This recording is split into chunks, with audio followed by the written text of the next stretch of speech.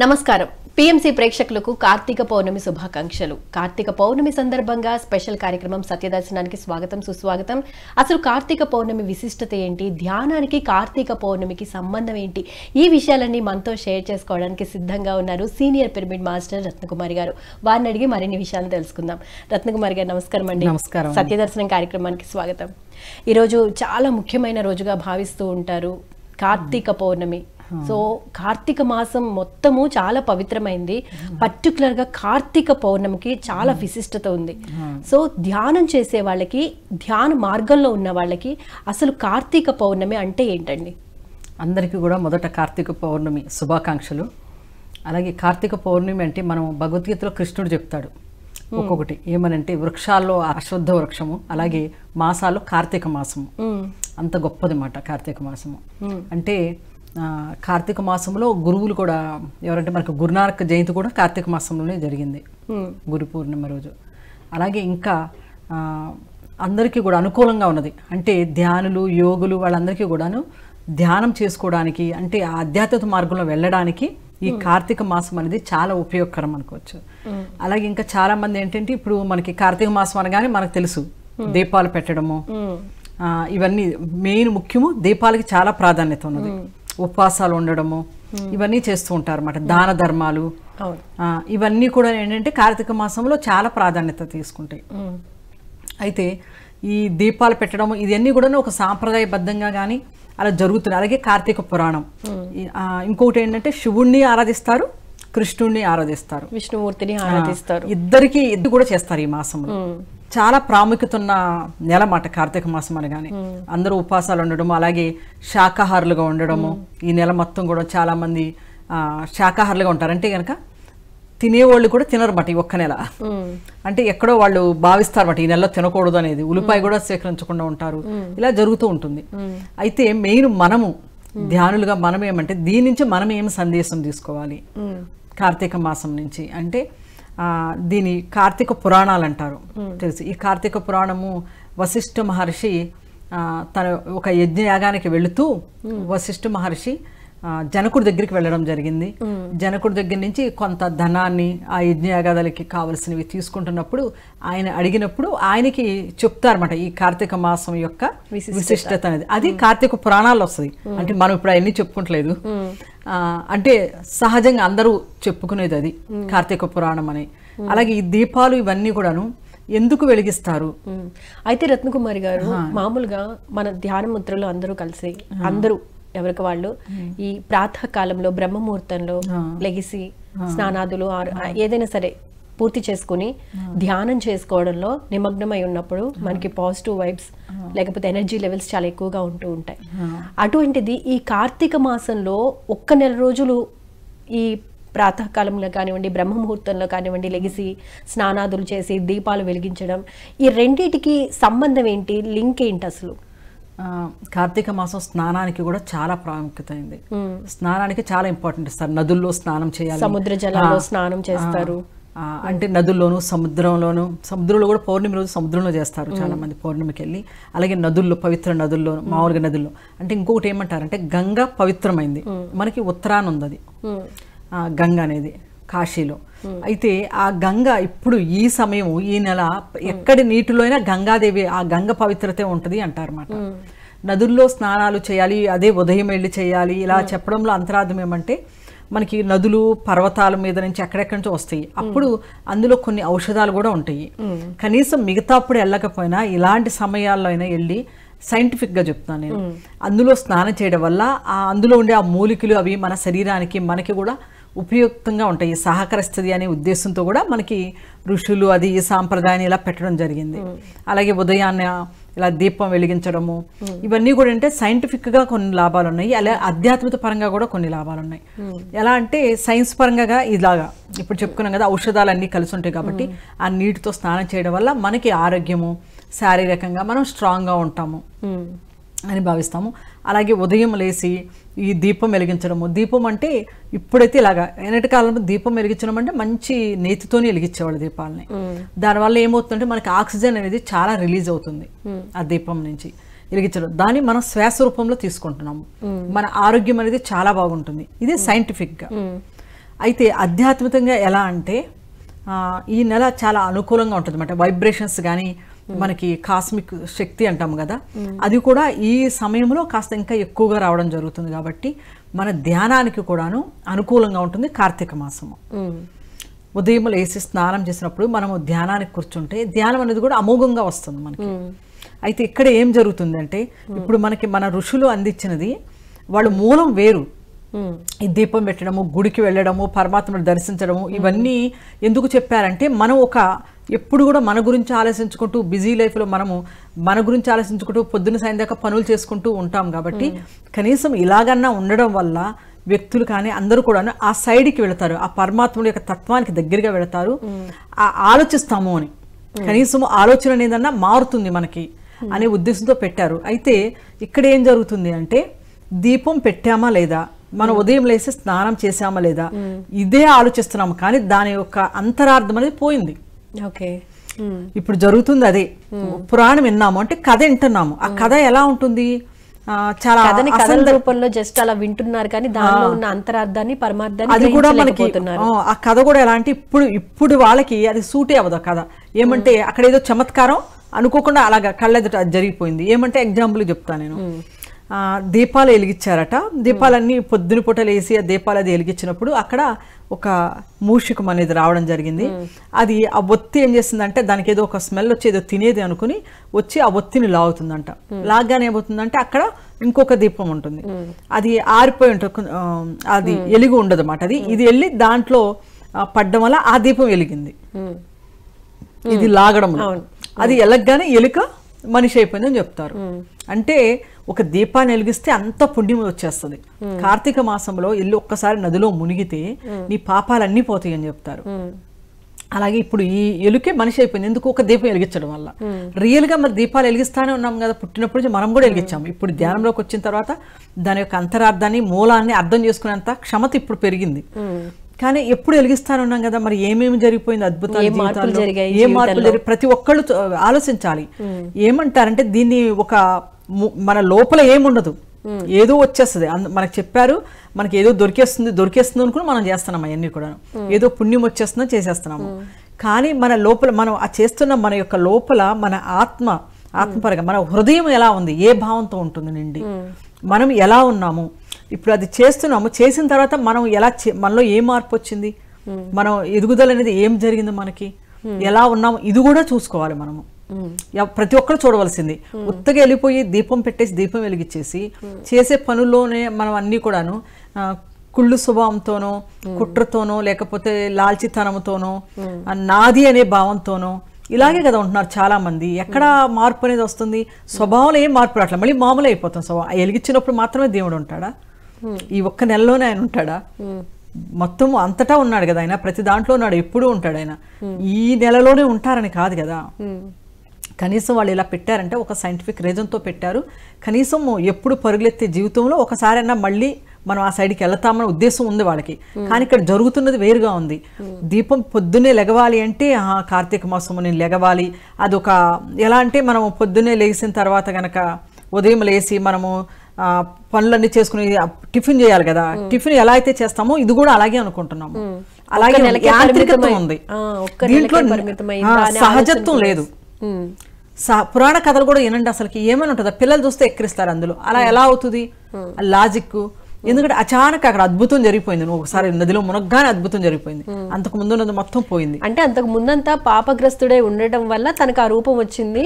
ఎప్పుడైతే పుణ్యం వైపు అడుగులు నదిలో మునిగాడో మొత్తం పోయింది. నీకు కోటి జన్మల పాపం అంతా పోయింది అంటారు. ఎలా పోయింది? నువ్వు ఇప్పుడు కూడా నీ మురికి అలాగే ఉంచుకుంటున్నావు కదా లోపల. ఆ మురికి వదిలితే కదా మురికి ఏంటిదని. నీ హృదయ మురికి పోవాలంటే ముందు దాని గురించి తెలుసుకోవాలి. అసలుకి నువ్వేంటి, నువ్వు ఎలా ఉండాలి, నువ్వు ఎందుకు వచ్చాము ఈ భూమి మీదకి, దేనికి, ఇవన్నీ తెలుసుకుంటేనే కదా మన లోపల ఇవన్నీ వదిలించుకునేది. మన పట్టి ఉన్నాయి అన్ని వదలవు కదా ఒక్కసారిగా. కానీ యాంత్రికంగా చేస్తున్నాము, ఇది రాంగ్ అంటాము.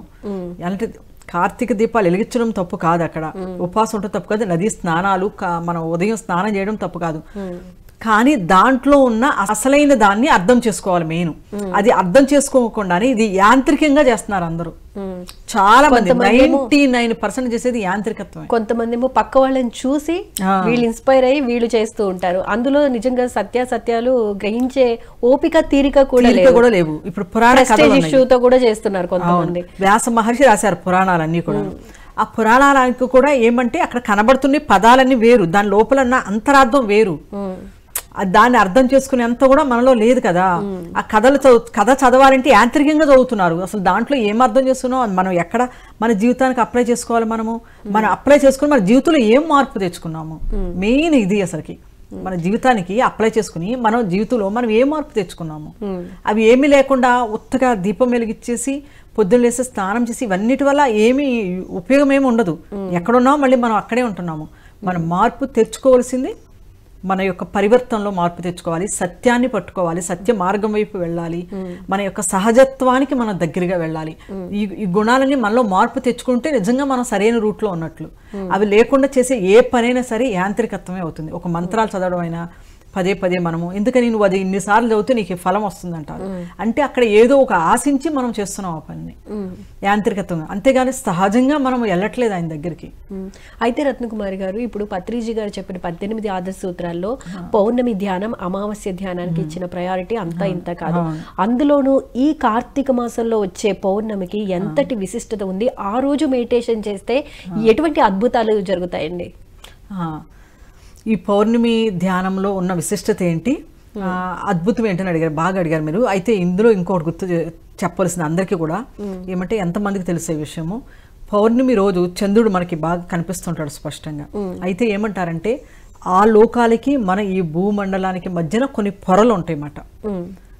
అయితే ఎప్పుడైతే చంద్రుడి యొక్క వెలుగు పడుతూ ఉంటుందో భూమి మీద, ఈ సమయంలో పౌర్ణమి అప్పుడు ఆ పొరలని పలచబడతాయట.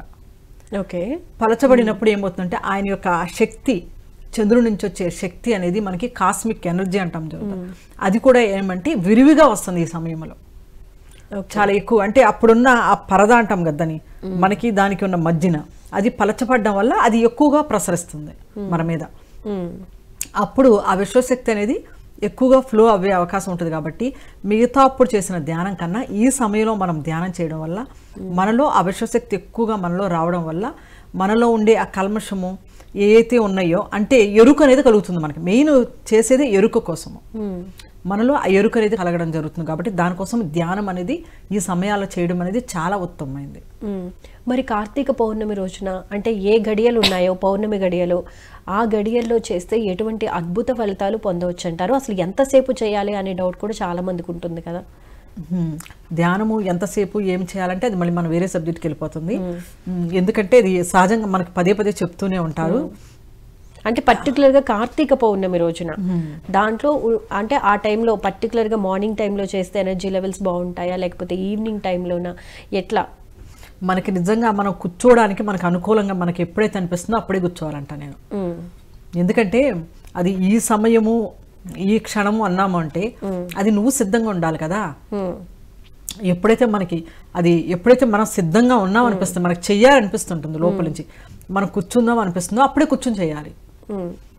ఓకే, మరి అప్పుడు లేట్ చేయకూడదు ఇంకా. ఓకే, మరి దానాల విషయానికి వస్తే ఈ కార్తీక మాసంలో సోమవారాలు ఎక్కువగా దానాలు చేస్తూ ఉంటారు. పర్టికులర్గా కార్తీక పౌర్ణమి రోజున ఎక్కువ మంది దానాలు చేస్తూ ఉంటారు. మరి ఆ దానంలో ఉన్న విశిష్టత ఏంటండి? దానం చేయాలని చెప్తారు. అయితే దానంలో కూడా చాలా ఉంది.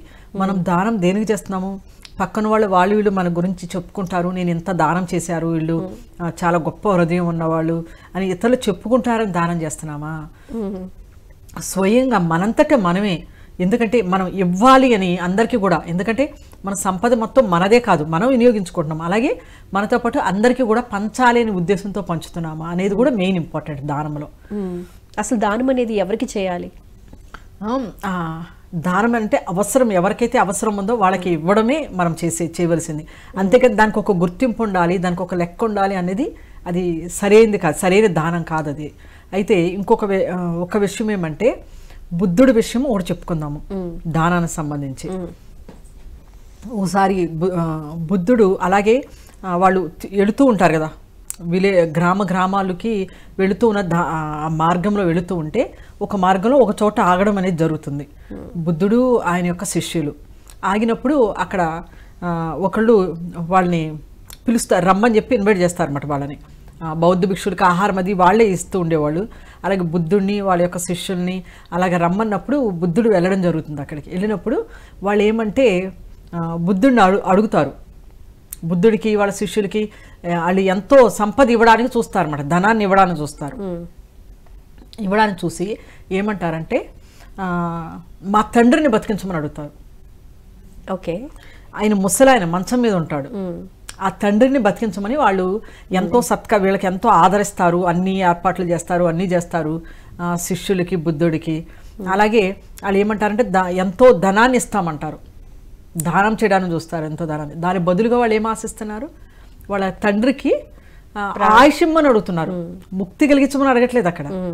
ఇంకా ఏమడుగుతున్నారంటే ఆయుష్, ఆయన ఇంకొంతకాలం బతకాలి అనేది అడుగుతున్నారు అనమాట. అప్పుడు బుద్ధుడు చూస్తాడు, చూసి చివరి దశలో ఉండి ఇంకా మొత్తం అనుభవించడం అయిపోయింది, అంతా సంపాదించారు సంపద అంతా కూడాను. ఆ టైంలో కూడా ఇంకా పరమాత్ముడిని అడగట్లేదు, పరమాత్ముడి దగ్గర చేరాలి అనేది లేదు, ఇంకా అంటే సత్యం తెలుసుకోవాలని అడగట్లేదు అక్కడ, ఇంకా జీవితం మీద ఆశపోలేదు. ఇంకా వాళ్ళు కూడా ఏం అడుగుతున్నారు, ఇంకా తండ్రి కొంతకాలం ఉండాలని అడుగుతున్నారు వాళ్ళు. ఇప్పుడు దాకా ఉండి ఏం చేశావు, ఏం సాధించాడు అనేది బుద్ధుడు ఒక చిరునవ్వు నవ్వుతారు అన్నమాట. ఆయనకి అర్థమైంది, ఆయన ఏమంటారని ఇందులో ఆయనకి కరుణ అనేది కలిగింది ఆ సమయంలో, ఆ వ్యక్తి మీద కరుణ కలిగింది అని చెప్పాలి నిజం చెప్తే. ఎందుకంటే అడగడం మాట దానానికి ప్రతీకగా కానీ ఏమన్నా కానీ వాళ్ళు దాని బదులుగా కానీ అంటే వాళ్ళు ఎంతైనా ధనాన్ని ఇవ్వడానికి రెడీగా ఉన్నారు, ఎంత ధనమనే వెచ్చించడానికి రెడీగా ఉన్నారు.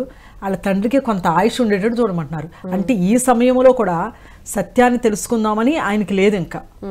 అప్పుడు అంటాడనమాట, ఏది అడగాలో అది అడగాలి, ఏది తీసుకోవాలో అది తీసుకోవాలి. ఈ ఆఖరి క్షణంలో ఇప్పుడైనా మేల్కొను, నువ్వు ఇప్పుడు దాకా నువ్వు చేసి ఏమి ఈ మొత్తం జీవితం అంతా వ్యర్థమే ఇప్పుడు దాకా. ఎందుకంటే ధన సంపాదనకే కానీ ఇంకా వేరేది ఏ సంపాదన లేదు కదా. ఈ శరీరం, ఈ ధన సంపాదన ఈ శరీరం ఉన్నంత వరకు, శరీరం తర్వాత ఉండే సంపాదన హృదయంలో లోపల, బయట సంపాదన అయితే సంపాదించాడు, లోపల సంపాదన అనేది ఏమి లేదు, జీరో అంట. దానికోసం అడుగు అని చెప్పి ఇప్పుడు అడగవలసిన సమయం అది అని వాళ్ళకు కూడా ఆయన బోధించడం జరుగుతుంది అన్నమాట బుద్ధుడు. ఏమనంటే ఇప్పుడు దాకా బయట సంపాదన సరిపోయింది నీకు, లోపల సంపాదన ఏమీ లేదు, కనీసం ఈ ఆఖరి క్షణంలో అయినా సత్యాన్ని తెలుసుకో, నువ్వు నీకు కావలసింది ఇప్పుడు సత్యము. ఇంకా జీవితం జీవించి ఏం చేయాలి, ఇంకా ఇలాగే జీవిస్తూ ఉండి ఇంకా ఎంతకాలం జీవించినా ఏముంది ఇంకా అనేది ఆయన బోధిస్తడం అనేది జరుగుతుంది అన్నమాట బుద్ధుడు. ఈ కార్తీక పౌర్ణమి సందర్భంగా కృష్ణతత్వం గురించి, శివతత్వం గురించి మీ మాటల్లో. మనకి శివుడి కూడా మనము శివతత్వం, శివుడు అనేక రూపాలు దక్షిణామూర్తిగా ఉండి కూడా జ్ఞానాన్ని ఇవ్వడం అనేది జరిగిందన్నమాట. మనకి సప్త ఋషులు అంటాం మనం, వాళ్ళు కొన్ని సప్త ఋషులు జ్ఞానం కోసం వెతుక్కుంటూ వాళ్ళందరూ వెళ్ళి ఏమంటే జ్ఞానం కావాలని వెళ్ళినప్పుడు ఆయనకి దక్షిణామూర్తి దక్షిణంగా ఉండి ఆయన ధ్యానంలో ఉంటారు. అప్పుడు వీళ్ళు వెళ్ళడం జరుగుతుంది. అక్కడికి వెళ్ళినప్పుడు ఆయన అలాగే ఎన్ని రోజులు నెలలు జనాలంతా కూర్చున్న వాళ్ళంతా ఈయన ఇలాగే ఉన్నారని వెళ్ళిపోతారట. చివరికి ఈ 7 వ్యక్తులు ఎవరైతే గనక ఆ జ్ఞానాన్ని తెలుసుకోవాలి, సత్యాన్ని తెలుసుకోవాలని వెళ్ళారో వాళ్ళు మాత్రమే అలా ఉండిపోయారు. అప్పుడు వాళ్ళకి ఎప్పటికో ఆయన కళ్ళు తెరవడం జరిగిందన్నమాట, ఎన్నో నెలలు సంవత్సరాలకి. అప్పుడు దాకా వాళ్ళు వేచే ఉన్నారు అక్కడ. ఆ 7 మిగిలారు. ఆ 7 ఆయన సత్యాన్ని బోధించడం జరిగింది. ఆ 7 ఇప్పుడు అగస్త్య మహర్షి అని మన సౌత్ సైడ్కి ఆయన వచ్చారు. ఆ 7 సప్త ఋషులు అంటాము. ఆ 7 అన్ని ప్లేసెస్కి వెళ్ళి జ్ఞానాన్ని బోధించడం జరిగింది అన్నమాట. అంటే ఆయన కూడా చెప్తున్నది, ఆయన చేసింది కూడా ఏమంటే ధ్యానమే. అలాగే మనకి శ్రీకృష్ణ పరమాత్ముడు దామోదర పూజను చేస్తారు కార్తీక మాసంలో కృష్ణుడికి. ఆయన యొక్క లీలలు, కృష్ణతత్వము అంటే సుప్రీం కాన్షియస్ కదా అయింది. అంటే ఇక్కడ కూడా ఆ కృష్ణతత్వాన్ని అర్థం చేసుకోవాలి. ఆయన కూడా చేసింది ధ్యానమే. ఆయన చెప్పింది ఏమంటే అహింస. అహింస అంటే ఇక్కడ జంతువులనే కాదు, మిగతా ఇతర వ్యక్తుల్ని మనం హింసించిన, ఇతర వ్యక్తుల మాటలతో బాధపెడితే కూడా హింసే అది కూడాను. అహింస అనే దానికి కూడా ఆయన చెప్పడం జరిగింది. కృష్ణుడు మనకి గీతలో చెప్పింది కూడా ఏ వ్యక్తినైనా ఏ ఒక్కరిని బాధ పెట్టినా సంపూర్ణంగా ఈ యూనివర్స్లో ఎవ్వరు కూడా సంతోషపడరని చెప్పాడు ఆయన. మొత్తం ఇంటర్లింక్ ఉంటుంది ఒకళ్ళ నుంచి ఒకళ్ళకి. కాబట్టి ఏ వ్యక్తులు కూడాను సంతోషంగా ఉండడం అనేది జరగదు ఎప్పుడు ఒక వ్యక్తి దుఃఖంతో ఉన్నప్పుడు. అలా మన మాటలతో కానీ ఏదో ఒక రకంగా జంతువులు కానీ మన హింస పెట్టినప్పుడు మనం సంతోషం అనేది ఎక్కడ దొరుకుద్ది? మనకి ఉండదు, వేరే ఒక వాళ్ళకు కూడా సంతోషం లేకుండా చేస్తున్నాం మనము. అంటే కృష్ణతత్వమైన శివతత్వము బోధించేది కూడా మనకి సత్యాన్ని తెలుసుకోమని బోధిస్తుంది. సత్యం సైడే మన కూడా ఆ మార్గంలో వెళ్ళమని మనకి బోధిస్తుంది. ఏమంటే కార్తీక మాసంలో నేను చెప్పేది దీపం మన బయట వెలిగించకుండా మన హృదయంలో దీపాన్ని వెలిగించుకోవాలి. హృదయానికి మనము దగ్గరగా వెళ్ళాలి. అంటే మనతో మనం ఉండడం అంటే మన లోపలికి ప్రయాణం చేయాలి. సహజత్వానికి అంటే సహజంగా ఉండడం అంటే కల్మషం లేకుండా అమాయకంగా ఉన్నవాళ్ళు చూస్తే మనం కూడా నవ్వుకుంటాం కదా వాళ్ళ మాటలు విని. పిల్లలు చూసారా, చిన్న పిల్లలు ఉంటారు, వాళ్ళకి ఏ భావన ఉండదు, మనలాగా సంపాదించి పెట్టాలి అని ఉండదు, వాళ్ళకి మొత్తం నాకే కావాలనే భావన ఉండదు. వాళ్ళు ఏది ఉన్నదో వాళ్ళు తింటారు, అందరికి ఇచ్చేస్తుంటారు పిల్లలు. అలాగే అప్పుడే ఏడుస్తారు, అప్పుడే నవ్వేస్తారు వాళ్ళు. అంటే ఏ కల్మషం లేకుండా ఉంటారు కదా వాళ్ళు. ఆ విధంగా అంటే అంత సహజంగా ఒక పువ్వు పూస్తుంది. అది ఇప్పుడు మనం పుట్టామంటే మనం తినడం కోసమే పుట్టామంటారు కొంతమంది. అయితే తినడం కోసమే కదా మనం సంపాదిస్తుంది, తినడం కోసమే అంటారు. అలాగే ఒక పువ్వు పూస్తుంది, దాని యొక్క లక్ష్యం ఏంటంటే వికసించడమే దాని యొక్క లక్ష్యము. అంతే ఇక దాని పెద్ద లక్ష్యాలు ఏముంటాయి ఒక పువ్వుకి. అలాగే మనుషుల్లో అయినా కూడా మనము కూడా దేనికంటే మనం వికసించడానికి. కానీ ఇక్కడ వికసించట్లేదు, మనం ముడుచుకుపోతున్నాము. ఎప్పుడైతే మనలో కనుక ఈ అరిషడ్వర్గాలు, ఈ గుణాలు ఎప్పుడైతే ఉంటాయో నిజాన్ని చెప్తే మనం ముడుచుకున్న పువ్వులమే. ఇప్పుడు వికసించలేదు అన్నమాట. ఎప్పుడు వికసిస్తాము అంటే మనలోని ఆ గుణాలన్నిటి నుంచి మనం ఎప్పుడైతే బయటపడతామో అప్పుడు నిజంగా మనం వికసించినట్టు. దీపం వెలిగడం అంటే ఎవరమే సరే కార్తీక పౌర్ణమి దీపాలు వెలిగిస్తున్నాము, నదీ స్నానాలు చేస్తున్నామంటే నిజమైన స్నానము కాస్మిక్ ఎనర్జీతో చేయాలి. మన నిజంగా దీపం వెలిగించడం అంటే మన లోపల దీపం వెలిగించితే మన చూడగానే మన లోపల ఉన్న ఆ దీపము ఎప్పుడు వెలుగుతే ఎలా అయితే విరజిమ్ముతుంది కదా వెలుగుని, అలాగే మన ముఖం చూడగానే ఆ వెలుగు అనేది కనబడుతుంటుంది ఎదటోళ్ళకి. ఇప్పుడు చూడండి మన గురువు గారి ఫేస్ చూస్తే మనకి ఎలా ఉండేది, అసలు చూడగానే అంత ఆకర్షణగా ఉండేది మాట, ప్రకాశవంతంగా ఉండేది. అలాగే ఇప్పుడు గురునానక్ గారు, కబీర్ దాసు, మేరాబాయి వీళ్ళందరూ కూడాను ఎంత గొప్ప వాళ్ళు భూమి మీదకి వచ్చారు. అసలు తులసీదాసు వాళ్ళ యొక్క వాణి కూడా అంత మధురంగా ఉంటుంది, వాళ్ళ మాట కూడాను. అలాగే వాళ్ళ లోపల నుంచి ఆ ప్రకాశం అనేది కూడా అంత అద్భుతంగా ఉంటుంది. వాళ్ళని బుద్ధుడిని చూడగానే కర్కశంగా ఉన్న అంగుళీ మాలుడు కూడా చేంజ్ అయిపోయాడు. ఎందుకని? ఆయన లోపల ఉన్న వెలుగు. ఇప్పుడు బుద్ధుడు ఆ వెలుగు ఉన్నది కాబట్టి బుద్ధుల్లో ఆయన చూడగానే ఆయన ఒక మాట మాట్లాడగానే ఆయన వెనకాల పడి వచ్చేసాడు అంగుళీమాలుడు. ఎంత రాక్షసుడు, మరి ఎంత మందినో చంపాడు, అసలుకి కర్కశంగా చంపాడు, ఏమి జాలి దయ లేకుండా. అలాంటి వాడికి కూడా ఆయన చూడగానే ఎలా అయ్యింది అంటే ఆ లోపల నుంచి వచ్చిన వెలుగు మాట. మనము ఇప్పుడు ఆ దీపాలన్నీ కూడా ఆ బయటే కాకుండా మన ఇన్నర్లో వెలిగించుకుంటే మన ప్రకాశం అనేది ఆటోమేటిక్ ఇప్పుడు ఎలాగైతే దీపం యొక్క ప్రకాశం ఎలా పడుతుందో మన ప్రకాశము అలాగ పడడం వల్ల ఎంతో మందిని మనము మార్పు తీసుకొచ్చిన వాళ్ళం అవుతాం, ప్రేరణ ఇచ్చిన వాళ్ళం అవుతాం మనం. అందుకని కార్తీక మాసంలో అందరికీ ఇచ్చే సందేశం ఏమంటే దీపాలు వెలిగించడము మనం బయటే కాదు, మన లోపల దీపాలు వెలిగించుకుందాము.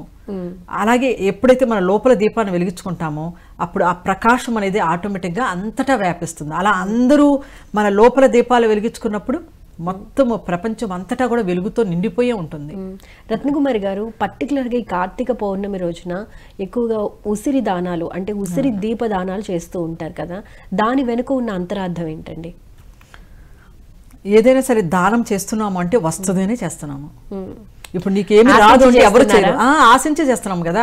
ఇప్పుడు మేము కూడా చేశాను గతంలో, నేను చేయట్లేదని చెప్పట్లేదు. గతంలో నేను కూడా ఏదో వచ్చేస్తుంది తెలియనప్పుడు ఏమంటే వాళ్ళు చెప్పారు, ఏమని, ఉసిరి దానం చేస్తే మీకు అష్టైశ్వర్యాలు వస్తాయి, సంపత్తు వస్తుంది, పిల్లలు అది చాలా విద్యలో రాణిస్తారే అని చెప్తారు. కాబట్టి కష్టపడి పొద్దున్నే లేసి ఉసిరికాయలు కొనుక్కొచ్చి నిజంగా రియల్గా చెప్తున్నాను, అందుకే చేస్తాము. నీకు ఏమి రాదంటే ఎవరు చేస్తారు? నీకు ఇప్పుడు ఏమీ దొరకదు, ఎంతమంది చేస్తారు? చేయరు. అందులో ఇప్పుడు మీకు ఏమి దొరకదంటే ఏ కోటికి ఒకళ్ళు కూడా వస్తారో లేదు. ఆశించి చేసేది ఏది ఫలించదు. ఇప్పుడు మనకు కూడా ఇప్పుడు కార్తీక మాసంలో దానం చేసామంటే దానికి 100 వస్తుందని చెప్తారు. అందుకనే మనం దానం చేస్తాం. ఒక రోజు ఒక పూట లేకపోతే ఒక దీపం వెలిగించిన కోటి దీపాలు వెలిగించినంత 365 ఒత్తులు వెలిగిస్తే సంవత్సరం మొత్తం వెలిగించినట్టు. ఏమంటే ఇవన్నీ కూడాను ఒక రకంగా ఒక అంటే నిజంగా వాళ్ళు ఎందుకు చెప్పారంటే అసలుకి ఏమి చేయనోడు కన్నా ఏదో ఒకటి చేయడం గొప్ప కదా, అది నేను అంటాను. ఇది మానేసేమని అనను నేను, ఎందుకంటే ఏమి చేయడు ఉత్తగా ఉండేదానికన్నా నువ్వు ఏదో ఒకటి చేయడం నయ్యం కదా కనీసము. అంటే ఆశించి కానీ ఏదన్నా కానీ ఏదో ఒక రూపంలో కనీసం ఏదో ఒక పని చేస్తున్నావు. అయితే నేనేమంటానంటే ఎదిగే వాళ్ళకి ఆటని అనుకరించకండి. ఎవరైతే ఆధ్యాత్మిక సత్యాన్ని తెలుసుకుని వెళ్ళాలనుకుంటారో వాళ్ళు సత్య మార్గంలో వెళ్ళడం అంటే ధ్యానం చేయడమే ఉత్తమం, లోపలికే ప్రయాణం చేయమని చెప్తాము. అసలుకి ఏమి చేయని వాళ్ళకి అది నయమే. అసలు చేయడము వదిలేసే వాళ్ళకన్నా ఏదో ఒకటి చేయడం ఉత్తమం. కాబట్టి వాళ్ళు అలా దీపాలు పెట్టి అవన్నీ చేయడము వాళ్ళు చేస్తేనే బెటరు. ఎందుకంటే అది కూడా చేయరు కదా, ఇంకా అది కూడా చేయకుండా మొత్తానికి ఉంటారు. కానీ ఆధ్యాత్మిక సత్యాన్ని తెలుసుకుని వెళ్ళాలని ఆ మార్గంలో వెళ్ళే వాళ్ళకి ఏమంటే దానికి కాదు ప్రాధాన్యత ఇవ్వాల్సింది, మనం ధ్యానానికే ప్రాధాన్యత ఇవ్వాలి. ఎందుకంటే మన లోపలికి ప్రయాణం చేయడం అనేది ఉత్తమం.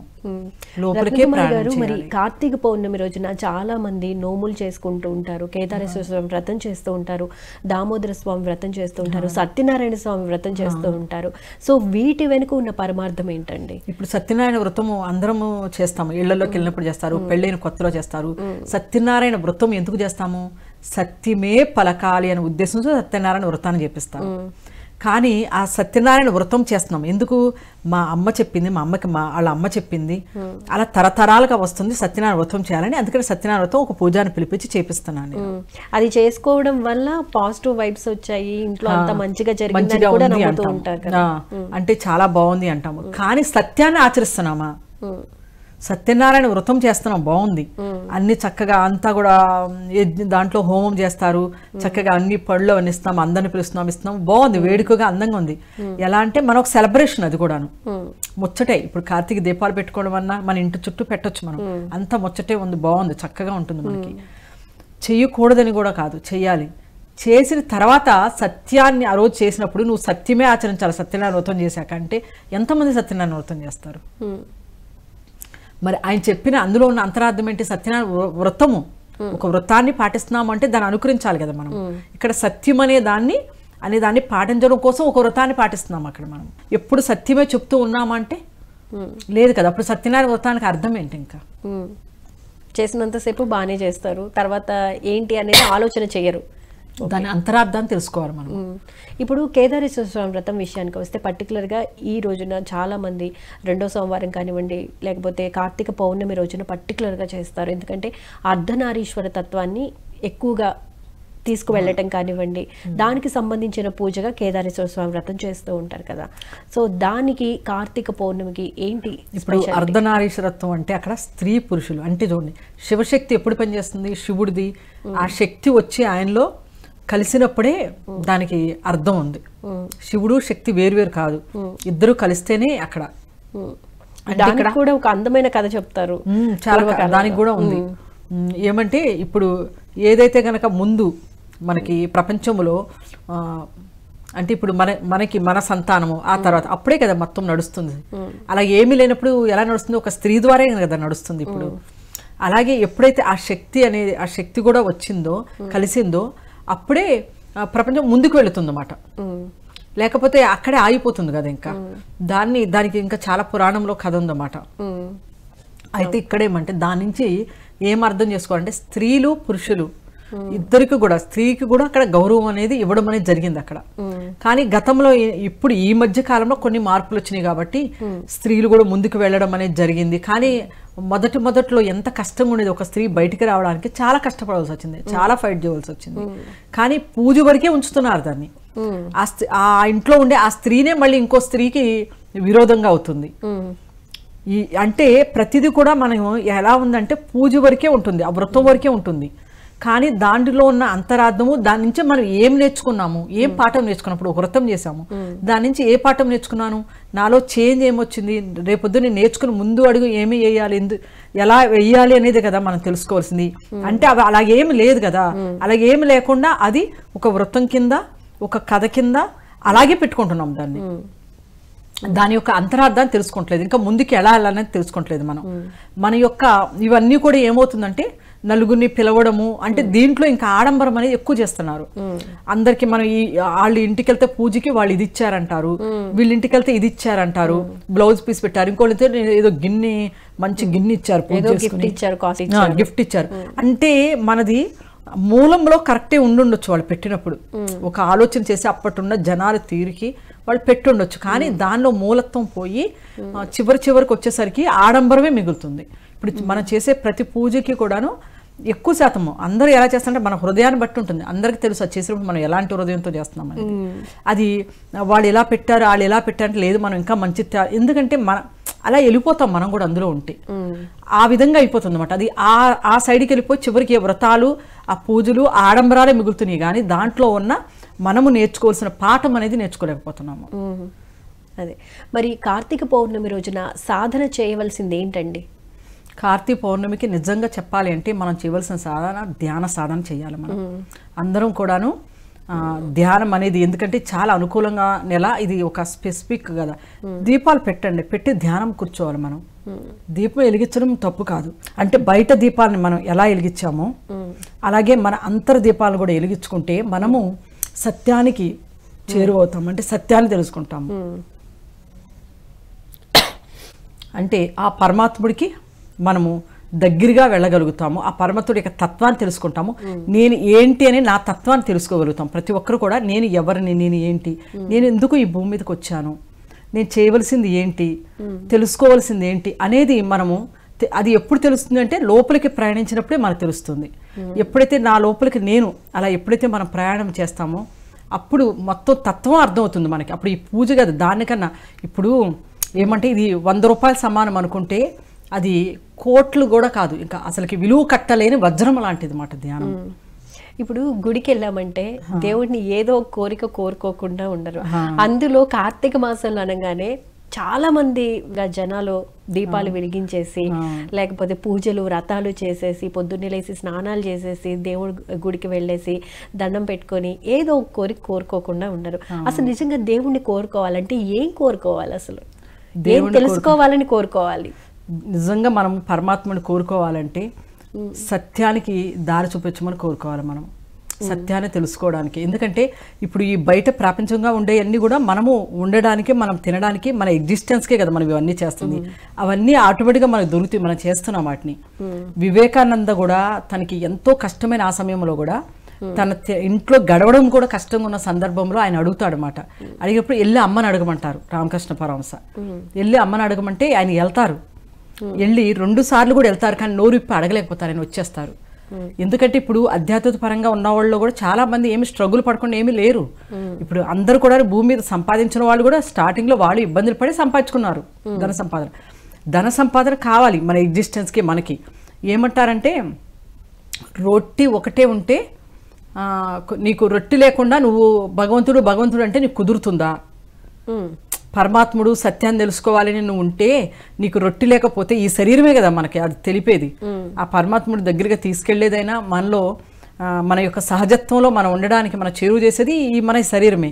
నీకు రొట్టి లేకుండా నువ్వు దేవుడు అని పట్టుకుంటే నీకు సరిపోతుందా అంటే కుదరదు, రొట్టి కావాలి. కానీ రొట్టి కావాలి కదా అని రొట్టి కోసము దీన్ని వదలలేము కదా, రొట్టి కావాలి. రొట్టి ఉంటేనే మనము ఆ పరమాత్ముడికి ఆ సత్యాన్ని తెలుసుకోగలుగుతున్నాము. అలా అని రొట్టి ఒకటే సరిపోతుందా అంటే అప్పుడు మనలో వెలుతుంటుందట. ఇప్పుడు ధన సంపాదన చేస్తాము, భోజనం చేస్తాము, మనము రొట్టి సంపాదించుకుంటున్నాము. రొట్టి సంపాదించుకుని ఆ యొక్క ఆ పరమాత్మ ఆ తత్వాన్ని మన యొక్క లోపల మన అంతరాత్మని మనం గుర్తించలేకుండా వదిలేస్తే అది ఎలా ఉంటుందంటే అసంకల్పితంగా ఉంటుంది అన్నమాట. అధూరా అంటారు, అంటే సంపూర్ణంగా ఉండదు. అప్పుడు కూడా మనం శాంతంగా ఉండలేము, ప్రశాంతంగా ఉండలేము. మనలో ఏదో తెలియని ఆవేదన ఉంటుందన్నమాట, అసంపూర్తిగా ఉంటాము, సంపూర్ణం కాదు అది. అలా అని సంపూర్ణంగా మరి రొట్టి లేకుండా అచ్చగా ఇలాగే ఉండగలుగుతామంటే ఉండలేము కదా. రొట్టి అవసరం ఉంది, మనం భోజనం అనేది అవసరం ఉంది మనకి తినడానికి, అది సంపాదించుకోవాలి. అది ఒక్కటే సంపాదనలో ఉంటే ఆ మనిషి అసంపూర్ణం. అర్థమైంది కదా. అంటే ధనం ఒకటే సంపాదించుకుంటూ వెళితే అది అసంపూర్ణమే, ఈ జీవితమే వ్యర్థం. ఇంకా ఎందుకంటే ధన సంపాదనలోనే మొత్తం జీవితం గడిపేస్తున్నాం మనం. ఇంక ఎప్పుడు తెలుసుకునేది అసలు వచ్చిందే తెలుసుకోవడం కోసము. ఇక్కడ తెలుసుకోవడం కోసం వచ్చినప్పుడు మొత్తం ధన సంపాదనలోనే పెట్టినప్పుడు మరి తెలుసుకునేది ఎప్పుడు? ఇంకా దాంతోనే టైం అంతా అయిపోతుంది. అది తప్పు, అసంపూర్ణం. అప్పుడు అలా అని దాని సంపాదన అనేది కావాలి, కొంత కావాలి ఈ శరీర పోషణకు మనకి, లేకుండా కుదరదు. లేకపోతే మనకి తృప్తిగా, హద్దు కంటే మన తృప్తిగా మనకి ఏది ఆశించకూడదు. అంటే మనం కొంత సంపాదించుకోవాలి. అది అయితే ఆధ్యాత్మికతలో కూడా ఉండాలి మనం. అంటే మన తృప్తికరంగా జీవించగలగాలి మనం. అంతేకాని మొత్తము అదే అనుకుంటే అక్కడ మనము జీవించడం కష్టం అయిపోతుంది.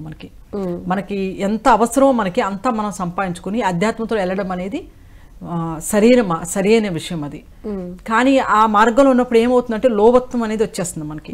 ఇంకొంచెం ఇంకా ఇంకా ఇంకా ఆ మార్గంలో వెళ్ళిపోయామంటే మనని మనం వదిలేసుకున్నట్లే. ఇంకా అప్పుడు ఈ ప్రణాళికలో మనం వచ్చిన ఈ జీవితం కూడా వ్యర్థమైపోతుంది.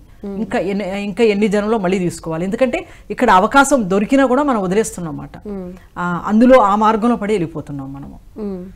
ఇప్పుడు ధ్యానానికి ప్రతీకగా శివుడిని చూపిస్తూ ఉంటారు. ఆయన ధ్యానంలో ఉండి ముల్లోకాలని ఆ మూడో కంటితో వీక్షిస్తూ ఉంటారు అని చెప్తూ ఉంటారు కదా. సో మనలో ఉన్న జ్ఞానాన్ని, దీపం లేకపోతే ఆత్మ అనే జ్యోతిని వెలిగించుకోవాలంటే పర్టికులర్గా ఈ కార్తీక పౌర్ణమి రోజున ఏం చేస్తే మంచిగా ఉంటుంది? ఏమంటే కార్తీక పౌర్ణమికి ఎవరమైనా సరే మనం థర్డ్ ఐ అంటాము. థర్డ్ ఐ అనగానే మనకు శివుడే గుర్తొస్తారు. ఎందుకంటే ఆయన మూడో కన్ను అంటాము. శివుడు మూడో కన్ను తెరిస్తే మొత్తం భస్మ అయిపోతుందని చెప్తాం మనము. అంటే అలాగే ఇక్కడ ఏమంటే మనము కూడాను మన యొక్క థర్డ్ ఐ ఓపెన్ అవ్వడం కోసము మనము ఈ సమయంలో ఈ నెల రోజుల్లో కూడా మనము ధ్యానం అది చేస్తే కనుక మనము మన లోపలికి ప్రవేశించడం జరుగుతుంది. మన థర్డ్ ఐ ఓపెన్ అవ్వడం కూడా జరుగుతుంది మనకి. ఈ కార్తీక మాసాన్ని మనం అలా వినియోగపరచుకోవాలి. ఎలా అయితే బయట దీపం వెలిగిస్తున్నామో అలాగే మన అంతర్దీపాన్ని వెలిగించుకుని మనం అధ్యాత్మంలో ముందుకు వెళ్ళడం కోసము, అలాగే మన యొక్క మనని గురించి మనం తెలుసుకోవడానికి, అలాగే థర్డ్ ఐ ఓపెన్ అంటున్నాం. అంటే ఆజ్ఞాచక్రం అంటే మనని మనం కంట్రోల్లో పెట్టుకోవడం. అంటే మన ఆధీనంలో. ఇంకోటి ఏం చెప్పారంటే మన ఆత్మకి మనం యజమాని అవ్వాలి. వేరొక దానికి యజమాని కాదు, బయట ఉన్న సంపత్తికి యజమాని కాదు. మన ఆత్మకి మనం యజమాని అవ్వాలి. లేదంటే మనం ఇతరుల ఆజ్ఞల్ని పాటిస్తూ ఉంటాం. ఆజ్ఞాచక్రం అంటే మన ఆజ్ఞని మన మనసు పాటిస్తుందట. మన సోల్ చెప్పేది వింటుంది. ఎవరు? మనసు వింటుంది. ఎప్పుడు వింటుంది? ఈ ఆజ్ఞాచక్రం ఓపెన్ అయినప్పుడు. అందుకే ఆజ్ఞ అన్నారంటే మనసు ఆత్మ యొక్క ఆజ్ఞని పాటిస్తుంది. అంటే అప్పుడు ఎరుకుతో జీవిస్తారన్నమాట ఈ ఆజ్ఞాచక్రం ఓపెన్ అయినప్పుడు. అదే ఆజ్ఞాచక్రం ఓపెన్ కానప్పుడు ఏమవుతుంది? మనసు ఏం చెప్తే వింటాం మనము. అంటే ఎవరేం చెప్తే ఆ మనసు చెప్పింది వింటున్నాం అంటే మనం మన ఆత్మకి మనం యజమాని కాదు. సో ఫైనల్గా ఈ కార్తీక పౌర్ణమి స్పెషల్గా సత్యదర్శనం కార్యక్రమంలో మీరిచ్చే మెసేజ్ ఏంటండి? ఏమిస్తున్నా అంటే కార్తీక పౌర్ణమికి అందరూ కూడా చక్కగా దీపాలు వెలిగిస్తారు. వెలిగించండి. మంచి నూనెతోను మంచి నెయ్యితోను వెలిగించుకోండి. దీపాలు వెలిగించేసి అయిపోయింది అనుకోవద్దు. దీపాలు వెలిగించి కుటుంబం మొత్తం కలిపి అందరం కూడా చక్కగా ధ్యానం చేయాలి.